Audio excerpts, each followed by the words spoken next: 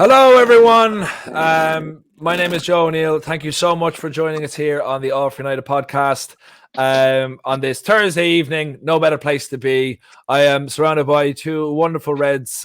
We've got to the left. I've done this before, and I keep bringing my... On my left is Kartik. Yes, on my left. I think it's on your left, yeah. I think it's my... Is anyone else hearing that? Is that just my headphones? What? Anyone else hearing a crackling? I don't know. Crackling. Yeah, I think it's you, Kartik, then. If you can't hear it, it's your fault. Is it stopped? It has stopped. Yes. Okay, right. That's probably me then. Okay, that was great. I'm so happy we're live and that happened. I'm so happy that this can't be edited out. Thank you so much, Kartik. So to my, stage left is Kartik, and right below me, as per usual, is the wonderful South African / Englishman Barry. Always beneath you, Joe. Always remember that. Okay, I've got my fancy new mic. I've got my fancy headset. Yeah. What have you got other than 60 years of experience and all the memorabilia in the history of Manchester United? I'll tell you what I've got at the moment, Joe. I've got heartache with the absolute garbage that we play. That's what I've got. You could write headlines for the News of the World, I think, with that sort of stuff. Yes, so guys and gals that are tuning in, thanks so much. Please get your love and likes in the comments for all the guys, and also share your views on what we're about to speak about. And if there's anything general happening in your day, put it in the chat too, because it might cheer us up. Because today we're discussing Ole.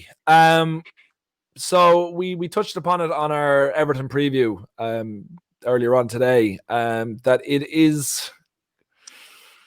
Look, we've been at this junction a few times in Ole's career, even before he got into the club. I remember the very first day he signed. I don't know if you guys remember this, that I think it was actually supposed to be Michael Carrick that was supposed to be Solskjaer was supposed to be the interim manager. And then the favourites changed to Carrick because the players didn't think that Solskjaer was hard enough to handle them.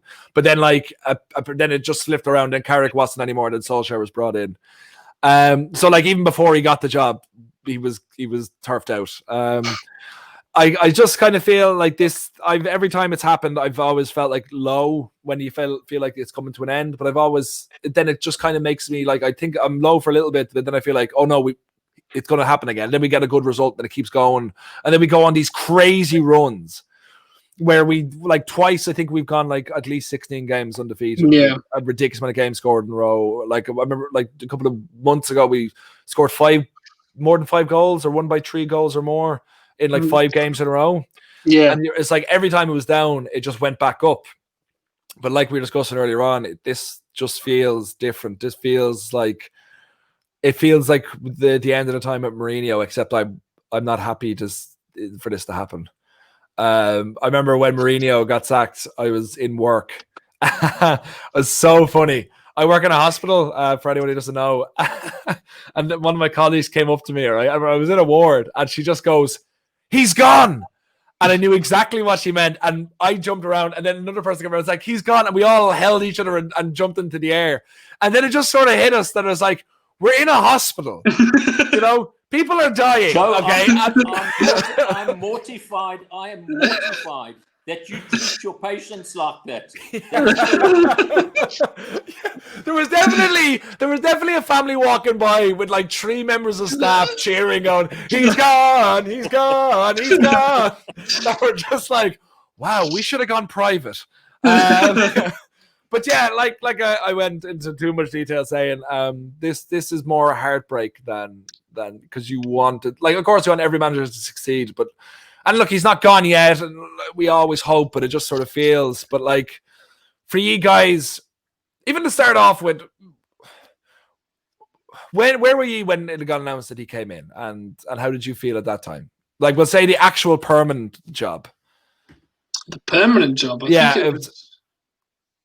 Where was I? I don't know. I think I might have been just here. But I knew it was coming because it was. I think it's just off the PSG result, wasn't it? Yeah. And we were all still on a buzz, and I was like, you know what? You can't not get the job now. If you don't give him the job, you're just chatting shit. You've got to give him the job after the comeback that he gave and the form we were in at the time. And then obviously, if everyone remembers, that's when we went and then came back up, and I was just like, what? It didn't make any sense. It did not, like, that made no, like, how? Because I remember we lost, obviously we lost the first leg to PSG. I think that was his first loss. Yep, it was. Yeah, and then we lost. Then we drew against Liverpool at that weekend. Then we beat PSG 3-1. And then, like, it was like, he has to get the job. He has to. And then we lost to Arsenal 2-0. And then I was like, it's fine. It's fine. We drew to Watford. We lost to Arsenal. And then we lost to Huddersfield or whoever it was. And then we just kept going and going and going and going. And it was like, Jesus. Barry, what was your thoughts? Can you remember where you were when you got... Yeah, I can remember exactly where I was. I was here in sunny South Africa. And we'd just beaten PSG. And we all hailed Ole as a hero. And we all felt... including all the pundits, the ex-United pundits, like Rio and his colleagues, everybody was saying, give him the job because he was doing brilliantly. And of course, being the fickle people that we are, we love it when it's going well and we turn on them when it's not going well. Yeah. And I find it an absolute conundrum looking at the pattern of play over his managerial career. It's kind of gone in phases. When he was the interim manager, things were brilliant. When he got the job, things were terrible. Yeah. I think the lockdown probably saved his job because we were dire at that point. And then we came back superbly. And I kind of, I thought against Arsenal on Sunday, we'd scraped the barrel, but I think we scraped an extra layer off of it last night. And it's just, I don't know what to say. I love the man as a player. Absolutely fantastic as a player. And I've had the privilege of meeting him on several occasions during his playing days. And what an absolute gentleman, one of the nicest people you can meet. But unfortunately, we're in a results-driven sort of job that he's in. And I think it's a matter of time before his head will roll. And I hate using metaphors and things like this, but to me, giving him the job is almost like giving a 2-year-old kid, and I'm not talking about a kid who's a child prodigy, but giving a 2-year-old kid a Rubik's Cube and asking him to make it. He'll kind of tinker it and maybe get a couple of them right, but at the end of the day, it's not okay. And to me, he and his coaching staff look completely out of their depth. In fact, I sent Kartik a message last night to please explain to me what formation United were playing in. He did respond 4-2-3-1, but I have to say on my television, it wasn't 4-2-3-1. I don't know what it was. It was kind of 1-0-0-10 at one stage. I couldn't make out what was going on.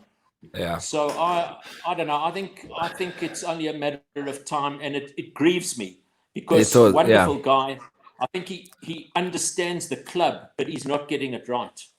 I think I completely agree with everything you're saying. I think that's something, and I'm trying to rack my brain on this, and Kartik, you'll know the answer better than anyone for this, but it feels like in the last couple of weeks, or maybe since we've come back into this new season, that he's kind of getting on his head that like people don't think he has any tactics or all this sort of stuff. When he does definitely have tactics, his way he wants to play, and who knows, he's able to implement that into his players. But it feels like he's kind of going the Ranieri sort of way of constantly changing things and to show people, to prove, like, I have different ideas. Look what I can do. I can do 4-2-3-1. I can do diamond. I can do 2-4, whatever it is, and also doing crazy things like taking off Axel and bringing on McTominay when that made no. I guess you can kind of understand what he's trying to do, but also I don't understand why you'd bring on the slowest player in the universe to try to bring pace back into the game. I don't understand what that was about, but you feel like he's trying to show people like, look, I can do this and then it'll all work out. And someone please call me a genius, because we're so easy to criticize all these managers for anything they do to try do something outlandish, but like we're also so easy to call them a genius if they do one thing that's simple. Like I remember Van Gaal was called the genius for what was it? He in the World Cup, he took out Sillessen and put in, I think it was Tim Krul. Tim Krul, yeah. Yeah, and everyone was calling him a genius. And I remember to save the penalties, yeah. And then like I remember Martin O'Neill, Irish manager at the time. There's my one Irish reference per pod. He was on the punditry team, and he was like, everyone's like, wow, that was great that he did it. And he was like, Well, I did it. I did it in 1997 League Cup final, and no one called me a genius after doing that. Maybe you should call me a genius now, and you're just like, oh, fuck off, Martin. But like, but in that same thing, like Van Gaal was called a genius for doing that simple thing. So I think like every manager is trying to do something that like it's so, you know, genius and madness are a fine line. Do something like that. Oh, and then McTominay does something amazing, and you turn around the game, and everything changed for him. But like it sort of feels like he's throwing everything to see what works, and it just nothing is, you know, like nothing is. No, it's a weird one. It feels like at the start of the season, when I was looking at our squad and I looked at the transfer business we did, it felt like the teams he was putting out, he was trying to show that sort of he was putting all his eggs into the Sancho basket. And I think that's really sort of annoyed him almost you know, he didn't get that player through, especially because it seemed like such an easy deal to do. Pay the money they asked for and you get him. Yeah. I don't want to put it down to transfers because we shouldn't have needed transfers to win last night. But bigger picture wise, it feels like that's what he's trying to do, and it feels like he had all his, you know, his plan was set on getting that right winger and then going forward from there. And it feels as though we've sort of, you know, just sort of gone, you know what, we'll give you 2 18-year-olds, do what you can with them. And, you know, it just feels a bit flat. And the systems he's bringing in and the decisions he's making. Now, I'm the biggest pro Ole person on this channel. I've always backed him. I've always supported everything he does. I try to defend him every time I can. I have people clipping me up on my own channel trying to say things that I've said, all this and that. That happens all the time. Yeah. But I can say something when I criticize him, he deserves it. Okay, so last season, it was when he was making those late subs, when he was waiting till 5 minutes before the end of a game to make a substitution. And I'd go, well, he's doing that. But on the flip side, what does he have to bring on? Yeah, completely. I see Carrick is frozen with dismay right now. He simply just, he can't say anything. That's how distraught he is by this whole situation. Yeah. But, poor guy. He's poor gone, Joe. He's gone. He's gone with Ollie. But in the same, I actually love that photo of him right now because it probably sums up entirely how we all feel about this situation. Angry, but slightly confused as well.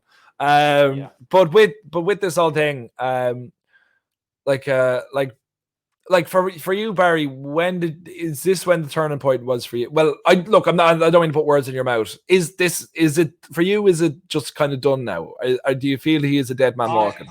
I think the writing's on the wall for him. You know, but people have got short memories. You know, if we whip Everton on the weekend, well, maybe he'll get a stay of execution. And of course, there's all the stuff coming out from the club that they trust him, etc. Or so the journalists are saying. I don't believe a word that's written out there. Unless it's coming on our channel, I don't believe anything. That's a good plug. That's a good plug. I'm not sure what's going on, but you know, watching last night, not only were the tactics poor, but gee, the guys on the field, I mean, nobody looked interested. And at least, you know, your captain, step up, try G up the players a little bit. Nobody looked interested. In fact, you know, it's been all over social media, but if you looked at how Rafael da Silva played last night, I mean, that's what you want. You want a bit of heart. And, you know, very few were going for 50-50 balls. I mean, the defending was under 10 stuff, you know, that you really preach that you shouldn't do that. So to me, it just comes across that there are problems on the field. There are problems off the field. And I have to say, I made a mental note to myself earlier in the week when Pochettino was the guest on the Premier League channel, and kind of thought to myself, I think the guy's getting out there to plug himself, you know. But that's what they're announcing. He's ready for a job, and I would have no idea as to who. You know, we're talking unfortunately as if the guy is gone. I certainly have no inside information. I can't even speculate, but I just have the feeling if one reads between the lines and looks at the body language, I think the end is nigh for Ollie. Yeah, I completely agree. And Kartik is back. Sorry about that. My internet just died on me.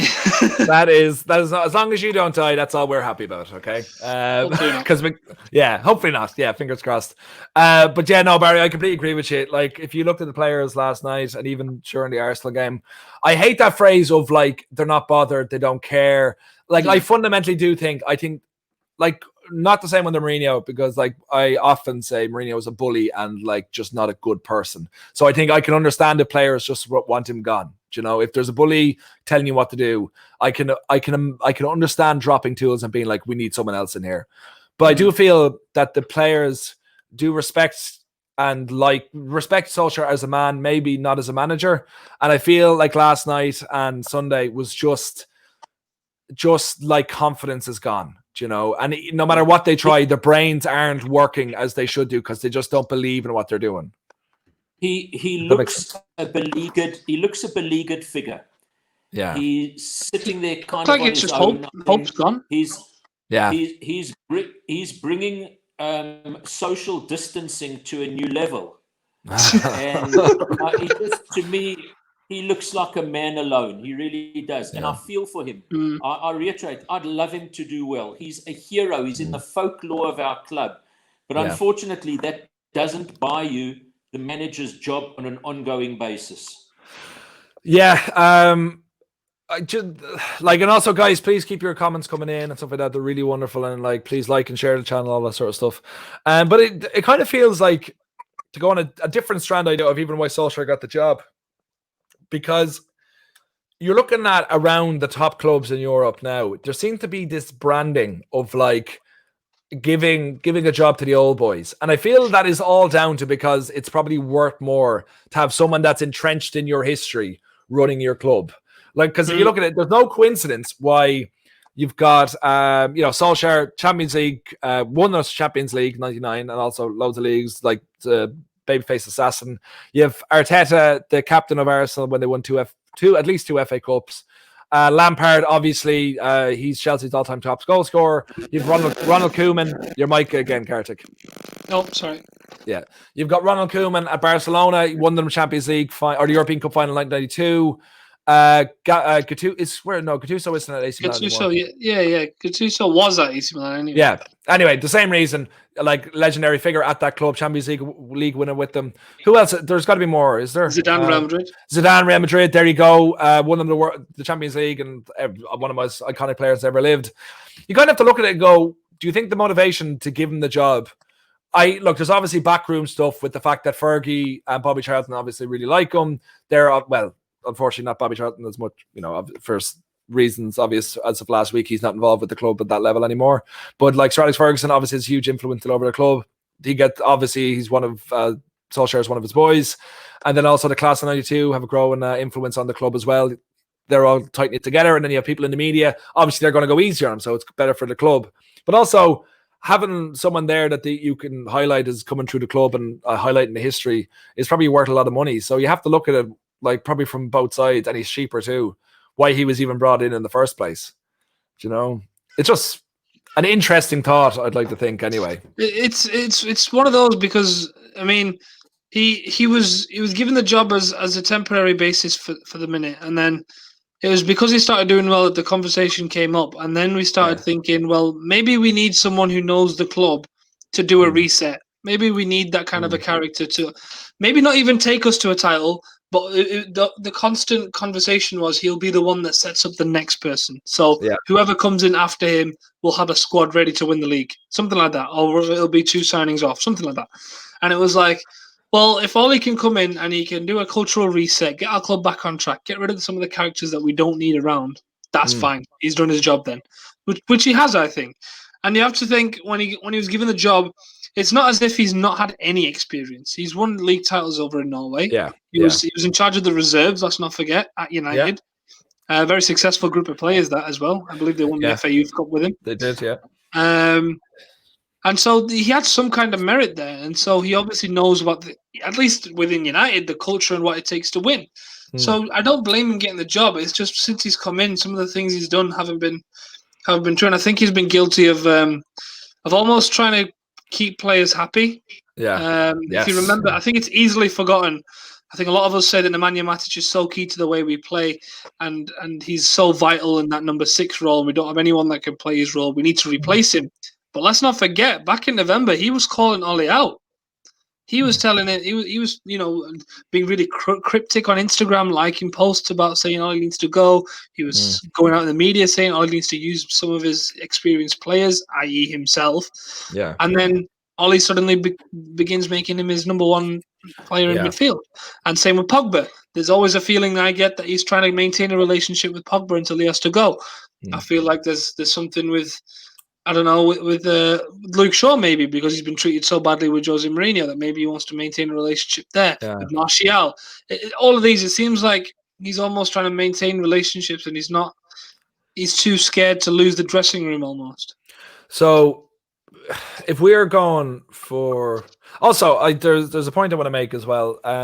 Because we're speaking of like the whole Ole out, Ole in debate always incredibly frustrated me. And I think it's utterly despicable for that to be a point that people can be proud of.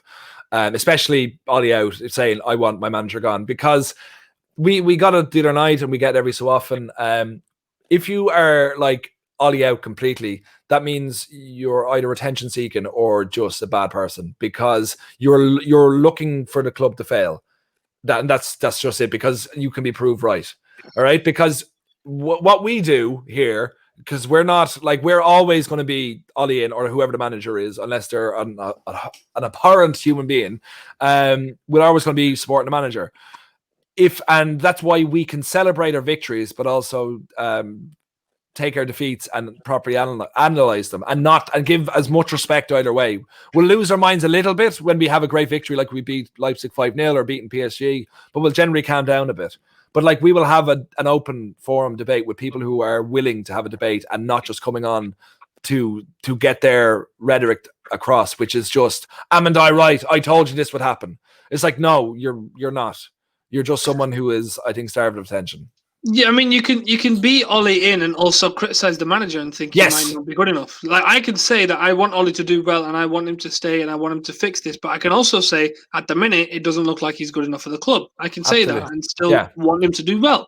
And you can be Ole out and still say, look, I don't think he's good enough for this club, but I want him to do well while he's here, because it's United. We support United. We don't support managers. Yes, but like, absolutely, and that's why Ole in is the only option. It's not. There's no Ole in, Ole out. It's whoever the manager is in, because you need them. Sorry, Barry, go ahead. I think we mustn't misconstrue criticism for disloyalty. Exactly. We want the club to do well. We want them to win every game. And I don't subscribe to this. There are those who are saying, we hope we lose to Everton so that he loses his job. Yeah. I want us to beat Everton. I want us to win every game. I want him to keep his job, because we go on such a run. It's just not looking good at the moment. It really isn't. And, when you allude to sort of rewarding ex-players with managerial jobs, I think if you look at some of the better run, if you look at Bayern Munich, for example, I think they're a prime example at the moment of a well-run club, because the club is full of ex-players at different levels. And, the manager we have to criticize because he's the guy in the firing line. I still find myself extremely confused as to what goes on behind the scenes. United have got a clique of Bristol University old boys in Judge, Arnold, and Woodward. What are they doing behind the scenes? Who's orchestrated these 18-year-olds that we've signed? Who's been behind the fact that the Sancho deal never happened? And, we fall victim to the media, because a lot of people hang on to every word that's written. There's all this clickbait around. What do you believe? Imagine if there was social media around the time of Franco Farrell, Dave Sexton, Ron Atkinson. I mean, people would have been going, Fergie. People would have been going absolutely ballistic, tried and convicted in the media and by armchair critics like myself. Well, Barry, Franco Farrell did run off with the physio's wife. So, like, Tommy Doherty. No. Oh, sorry, Tommy Doherty. Yeah. Sorry. Yeah. And if I'm correct, he's still married to her today. Not in the eyes of the Lord. Sorry. I said, not in the eyes of the Lord. Yeah, well, Joe, it depends who your Lord is, my friend. So, so we've certainly had some colourful characters in the past, and the game has changed because in those days the manager ruled the roost. Yeah. Today there's player power. There's no question about it. If the players don't like the manager, he's history. And that was not the case back then. So I find it very difficult to understand. But most people, probably myself included, we've got short memories. And all it needs is a convincing performance come the weekend, and trends will change. But it's not looking good. And I'd really love to know what was going on inside the heads of the players last night, because it was I just don't know. One last thing on this whole Ole in, Ole out thing, right? I'd just like to say that I don't think it's the right kind of mentality to have. You don't always have to be this manager in, this manager out. I think that all of that has come down from, I don't want to name them, but you know who I'm on about over. It's come from them. I don't want to name them because they're not even worth it. It's come from them. We all know it. That's where this mentality has come from. Whether it's a manager in, a manager out, and you have to be one or the other. You can't be just a fan and just, support whoever's in charge. If you don't like him, sure, fine, great, fantastic. But he's your manager. So, like Barry says, if we win on Saturday against Everton, is it Saturday, Sunday, whichever it is? If we beat Everton, there will be some that go, oh yes, fantastic, we've won. Right, let's kick on now. And there'll be some that go, oh, he's about to get sacked then as well. So that's what I hate. Why do you have to pick a side? There's not fucking Captain America and Iron Man over here where we're picking teams. It's your club. You're on the same team. Just it's not hard. Let's get out of this stupid mentality. Yeah. Kartik, I love that 2016 reference. Wasn't dated at all. Barry, it's a film, Civil War. Okay, never mind. Not the actual Civil War, but but yeah, no, I sure. You're a cool granddad. I know all the superhero movies. Absolutely. Listen, Joe, I as a kid, I collected Marvel comics, mate. Did you? Oh, there you go. Yes. Really? Who was your hero? Who was your favorite? Your hero? Daredevil, Matt Murdock. Really? Really? Yeah. And the hand, and oh my God, that's. Do you ever hear? Do you ever hear? This I love this story so much.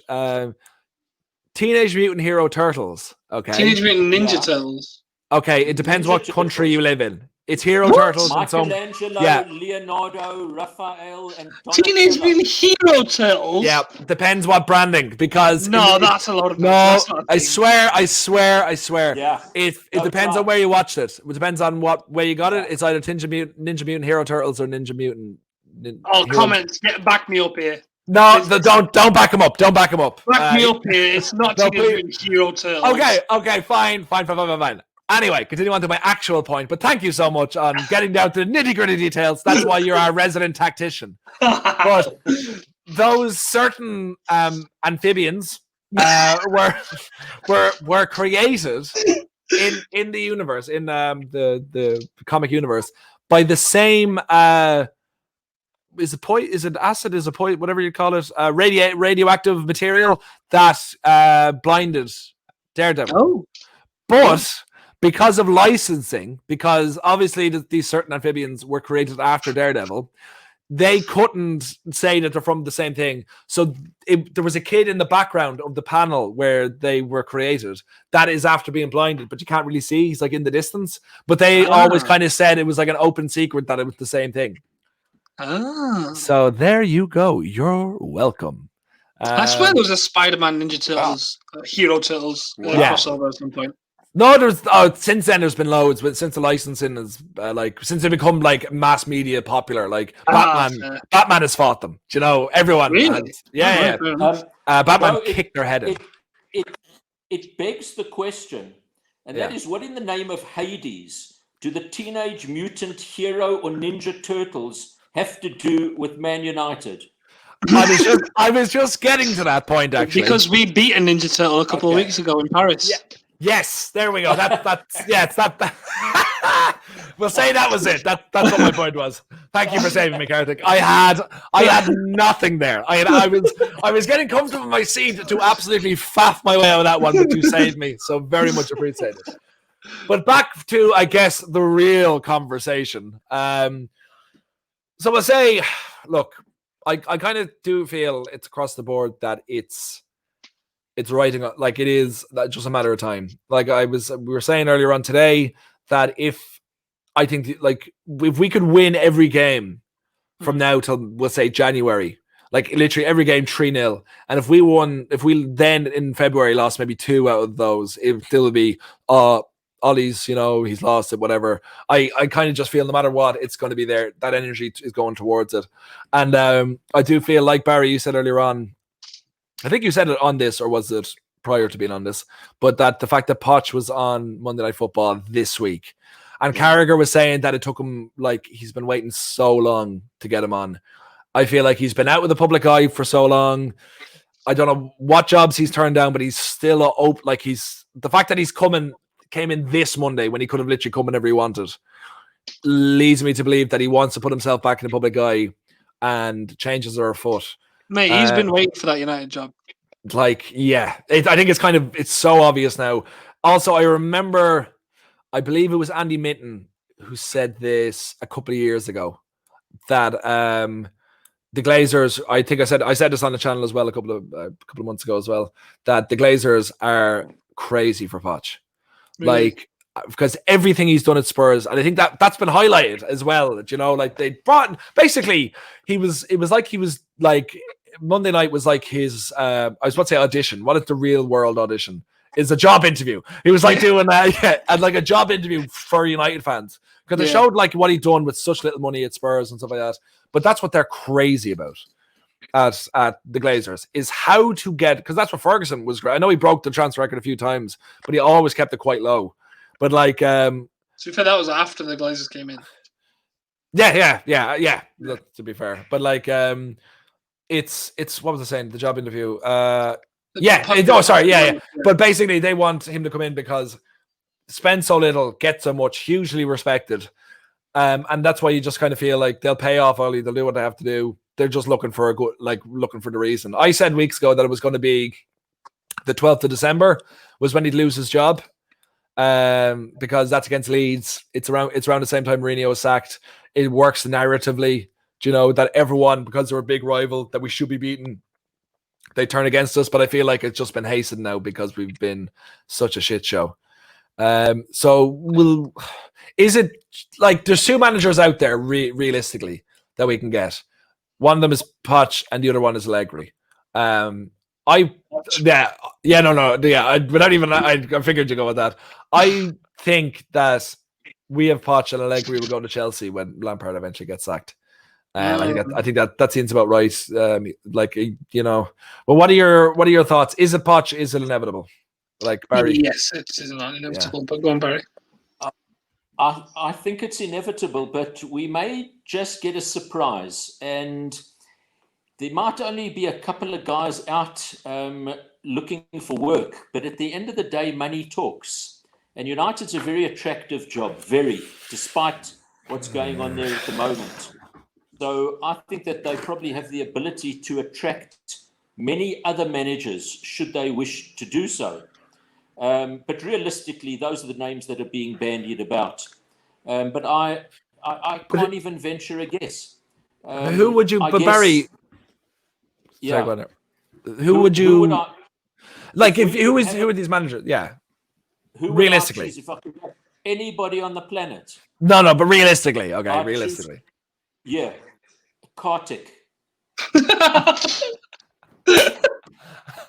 Okay, I reckon we could get Kartik in for a rock bottom salary. Bring their own team of guys, and that's what But I have to say, I don't know. We need somebody that will galvanize the club. there's no doubt about it. If we do bring in a new manager, the play will improve, because the guys that are kind of in a comfort zone, that are automatic selections, suddenly will have to up their game. And how many times do we see this? The new broom sweeps clean, new manager comes in, the team plays well. And I suppose if you go with the if you go with the bookies, Pochettino seems the most likely to come in. But I have no clue. I really don't know. He's got credentials. He's managed well. You know, if you look at how he managed at Southampton, he was very good over there. He was excellent at Spurs. He seems a likable fellow. You know, so I guess he ticks the boxes. You know, Allegri, very, very successful manager. Don't know what his English is like, although at the moment when you go to a club, I mean, English is very often not the first language in the dressing room. Yeah. So, and I can tell you on a personal note, who I would love to come and be the manager of Man United. It won't go down well, but I would love him to come there, is Carlos Queiroz. Oh, no. I'm speaking for everyone in the comments and everyone around the world when I say, no, thank you. I want to qualify that. It's because okay, he's a please. friend of mine. That's why I want him to come Oh, there. for fuck's sake. I would like him to come there, not as the number one. I would like him to come there as a first team coach. That is what I would like. That's right. I'll have him as part of my coaching staff. That's fine. Is he not? When we look at the coaching staff as it stands, I look at the likes of Michael Carrick, McKenna. I don't know. To me, it's almost like shades of Steve Round and Philip Neville and, you know, this type of thing. I think we really need some big hitters over there, and we need some authoritative personalities over there. Well, I would say that, you know, when you listen to people that know Ollie, people that have played with him, be it at club level or be it at country level, they say that he's got quite a mean streak in him. I'm not seeing it. I've not seen it to date. We don't know what goes on behind the scenes, but I think we need, first and foremost, coming in there, a strong personality. Yeah. I think the club demands. I remember a great video I did see of him being maybe mean. There's two examples I have of that, actually. There's one, my favorite is, Jesse, you tried that again, you're getting fucking off. That's my favorite, against City. And then he tried that was just him miming my words. That was actually And then the other one is, I remember there's a video, guys, look it up. It's Molde training session. The Molde training. You just fucking shoot. You just fucking shoot. Yeah, just fucking when the ball's there, you fucking shoot. I'm like, yes, that's my sort of manager, telling them to shoot. But look, okay, we'll try. I think like we're being negative, and in fairness, it's hard to be negative when you talk about someone losing their job. Sorry, it's hard to be positive. I mean, when you're talking about someone who is inevitably going to get sacked. But like, we do have to look at it. There has been positives. Some of the football he has played has been the best we've had post Fergie. And some of it has been the worst. I know. But like I said, I tried to say we have covered how bad it's been. Let's just say some nice things because it's nice to be nice, okay? Some of the football, it has been at its peak, has been the best. Greenwood coming through is huge, and the fact that he's given them a lot of opportunities and put a lot of faith in them, even though he's 19 as of 2 weeks ago. Like, that's really good. Come on, guys, help me out here, please. Culture's back on track. Considering the right kind of characters as well. Considering what the state the club was in when Mourinho was there for the last maybe 3 or 4 months of it, when he was just bullying everyone and telling Luke Shaw, when Luke Shaw had a great game, I think assisted or scored. No, he assisted.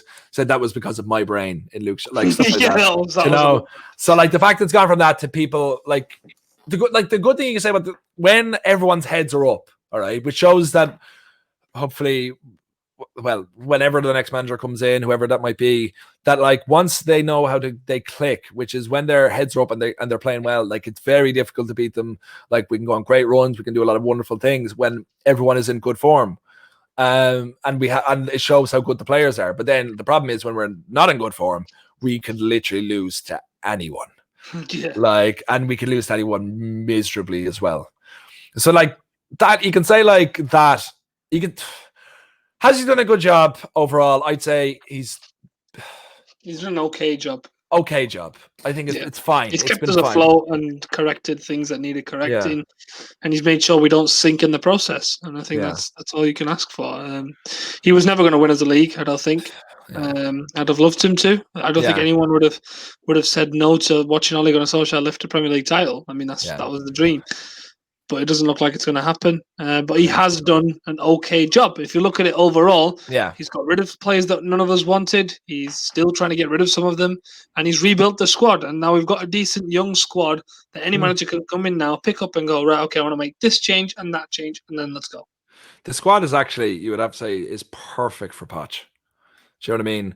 Young, ambitious, a lot of talent to work with there. It's just about getting the best out of him and doing it consistently. One thing I will say with Poch is if he comes in, we might get our director of football, which would be Paul Mitchell. And that is big. Wait, I think where do we know Paul Mitchell from? That's a very, very valid point. Because Pochettino and Paul Mitchell are... Yeah. This club is crying for a director of football. And if Pochettino comes in, Paul Mitchell comes with him because Paul Mitchell loves working with him. I don't know where he is at the minute, but if Poch calls him and goes, you know what, I want you at United, he's coming straight over because him and Poch are the dream team. Yeah. Was Kieran McKenna there with Poch? Yeah, he was. He was because he's only. Yeah, he was like that. That's what I'm gonna say. I actually don't think I think Kieran McKenna will stay, and I think Carrick will stay. Because I think Pochettino will want, again, just someone from the old guard, from the old boys there to show that, this is a good transition. You know, Carrick is ex-Spurs and ex-United, and he is a legendary player. And I actually think, who knows what he's like actually as a coach, but he seemed to be animated, and I felt like if you're going by his manner, how he was on the pitch, very calm, cool, collected, but also very good at giving orders. I know McKenna's a top coach.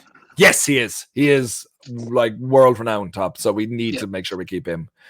I think that's how the guy behaves on the field as a player doesn't necessarily translate into the fact that he becomes a great coach.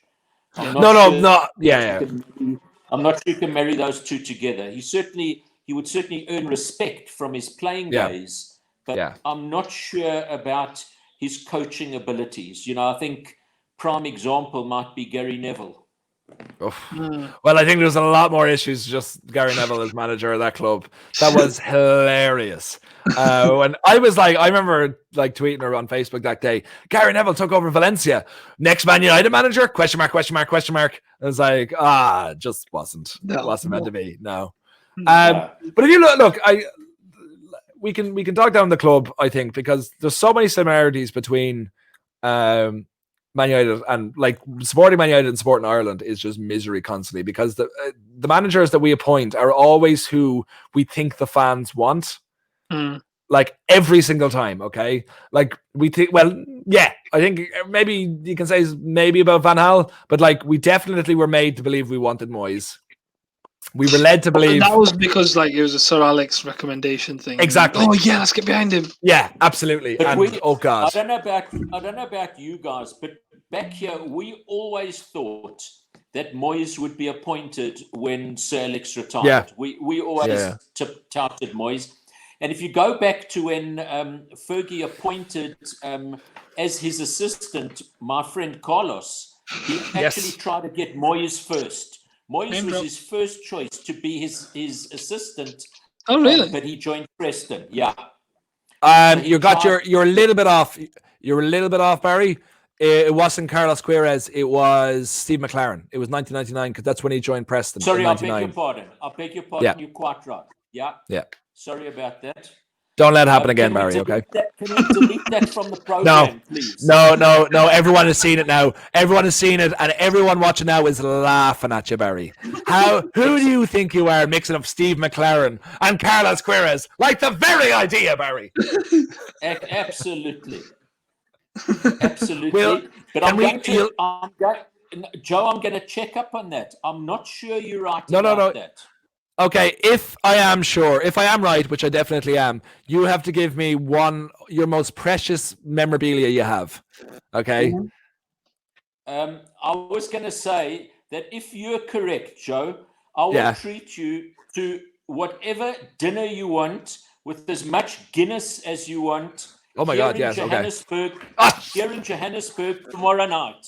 Okay, I had a feeling I was going so well. I was like, when am I going to fall off this cliff? And then I was like, oh, there it is. It's called the Irish First Prize. Well, you made a mistake by offering me that. I will break every quarantine rule. I will get there and I will laugh as we're eating Guinness. We love making bets on this podcast, don't we? I am. Oh, sorry. Actually, for everyone, for our frequent watchers, I guess, and listeners, or whatever, frequent flyers. Thank you. Demi couldn't make today's pod. Yeah, he bottled it. So we'll be having the quiz next week. He needed more time to study. Sure, he needed it. Yeah. Yeah. But yeah. Look, like we can literally go on for hours talking about this. But I guess. Let's talk about something else. Okay, let's talk about you and me. Sorry. I think. Can we? Let's say okay. We're last two points before we finish this up for today. Is this the last dance this weekend? Is the first question. Ooh, that's a very scary question. If we lose, more than likely. I'd be surprised if it wasn't if we lost. Looking at our next few fixtures, we've got a couple of difficult ones. I think we've got Liverpool. Is it soon? No, Liverpool isn't until December. Is it? Okay, right then. We've got someone, I think, a couple of tough games coming up. So, and we've got an international break, which makes me think if anyone was going to... difficult. What was that, sorry? I felt like Barry said something smart. And we should all be laughing. You alluded to the fact that Liverpool's a difficult fixture. No, it's not. Oh, isn't it? Is it not? Well, no, not for us. Sorry. Yeah, no. If we're playing West Brom, it's a tough fixture. Very true, actually. The difficult fixtures for us are against the lower teams that we can't break down. That's a good point. Hence why we lost to Arsenal. Love it. I think it would be the end of the road if we lost on Sunday, whenever it is. I don't know when the game is. Whatever. Who cares? It shows how much I care about football now. I just don't care anymore. Pochettino's watching with licking his lips. 100%. Barry, for yourself, when do you think is this the last dance this weekend? Yes. Yeah, I'm kind of on the same. I just feel with Poch on Monday Night Football, with the last two games, the fact that we're still in the Champions League after the first two wins, I feel like it's probably, and with the international break and the fact we're playing West Brom when we come back, I feel that like they're looking at going pretty much no matter what happened. Yeah, give him the start like Ollie got. And by the way, the board are getting very lightly off on this one. We're kind of looking mainly at the manager, but the fact he wasn't backed. And it's going to happen with Pochettino in 2 windows as well, unless he does something major. I would give anything, genuinely, to swap Van Gaal's FA Cup win for Solskjaer winning 1 trophy. Oh, for me, yeah, I would give anything, genuinely. It's so annoying that we didn't win anything. Yeah, if we had that, I just would love if there was a piece of silverware in Old Trafford just with manager Solskjaer at it, just for the rest of the time. I just think that would have been perfect for everything he's done for the club and everything he's trying to do now, even though it seems like we're seeing that he's not up for the job, unfortunately. I just wish that could happen.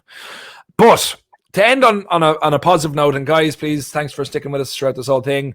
We'll have regular programming, slightly more uplifting with the Temi versus Kartik, Luke Shaw, Harry Maguire fan club next week. So please tune in for that. But we're going to leave on something positive, not Corona positive. Our favorite memory. If this is the last time, and we're doing the retrospective now, we'll say, what was our favorite memory or result under Solskjaer? And you can't say Paris because that was under his interim reign. We're talking actually as full manager. Make it a bit more difficult. City at home. Great shout. Oh, God. What did you say? City at home. The 2-0. It's Barry. Okay. And for you, Barry? City away. 2-1. City away. Yeah. Fair. I'm going to say, for my one, I'm going to say, even though we shouldn't have won by the result we got in that game, I'm going to say 4-0 Chelsea, because any time to be Frank Lampard, like an absolute hockey, especially when he deserved more from it, is just fucking peachy for me. Or also maybe the 2-0 in Stamford Bridge as well, because the Rashford free kick, was it? No, that was 2-1. That was the league. In the league, when we beat them 2-0, when they had I think 2 perfectly goals wiped out. Just even better. But we'll give each of you just Barry, anything you want to closing point? Yeah. Where can people find you? I would like to say that I hope I'm wrong, that we beat Everton and that we got a massive run, and that Ole is our manager successfully ongoing. But even if he is dismissed, I have to say that for me, he will always remain a hero based on what he did in his playing days. And whilst this may not have worked out, I would certainly never hold it against him. He remains in the folklore of the club. There's no question about it. Absolutely. And they can find you at Doc United on Twitter and add you on Facebook, where you show off all your memorabilia stuff. Is that a yes? Some of it. The good stuff. I don't want to show too much, Joe, because you told me I'm going to owe you one piece of memorabilia. I don't want to expose the best stuff to you. You're going to show me like an egg timer. It's like this is what I love the most, Joe. You can have this. Yes. Cardick, closing point. Closing points. It's been a bit of a roller coaster with Ole. Every time his back's been against the wall, he's sort of lifted himself up and got himself results to keep his job. We could potentially see that again this weekend, but it does feel a little bit different. There does seem to be a ticking time bomb, and especially with the shadow that is Pochettino looming, you think that it could be the end of the road. And I think if he does come in, I'll back him, even though I've said stuff to say that he shouldn't come in when Ole was still in charge. If he's our manager, I'm going to back him, and I'll be happy to see him win stuff as well. And potentially with the director of football, with Paul Mitchell, that excites me too. But in the end, Ole, I wish he could have won something. Unfortunately, he didn't. And it's just a bit painful, really, because, it's one of those. But he is still a club legend. He's done an amazing job, I think, in terms of resetting it, setting up the next manager. So we can only say thanks for that. And he always will be a club legend. In terms of where you can find me at Mr. Kartsham on Twitter. I'm always chatting shit over there. You can find the Front Three Chat. That's going to be my new channel coming soon. With me and 2 of my mates talking football. So come join us there. And we might still win the Champions League. I just never said it would be with Ole. Oh, you got her out there, you little bollocks. Look, for myself, like this exact same with the guys. I've never have been, never will be Ole Out. I'll always be manager, whoever it is, outside of Jose Mourinho, in. Ollie's given everything at the job, and he's still in the job, and we're not that's not going to change until it does change. So still hoping everything gets turned around. I'm still hoping he has a long, successful career at the club. I just feel that it's in the water that it's just not going to happen that way, no matter how much we want it. And sometimes we just can't have nice things. So when it does happen, just thanks for everything. And I hope I'm wrong. I hope it's not this weekend. I hope it's not for a couple more years, but that's it. Unfortunately, that's it. But guys, thanks so much for sticking with us all day. That's my Twitter handle. Please give me a follow. You can find me on Instagram at Joe Your Own Way, and subscribe to my YouTube channel, which is Joe O'Neill, and you can watch all my comedy videos. Some to do with United, some to do with other stuff, and it's very much appreciated. Guys, thanks so much to Barry and Cardick. Please give them a follow on their respective stuff as well. Thanks so much for following, for staying here throughout the whole thing. Make sure to like and subscribe to All For United on YouTube, and make sure to like and subscribe, all the videos, watch all the videos. Follow All For United on Twitter and on Instagram.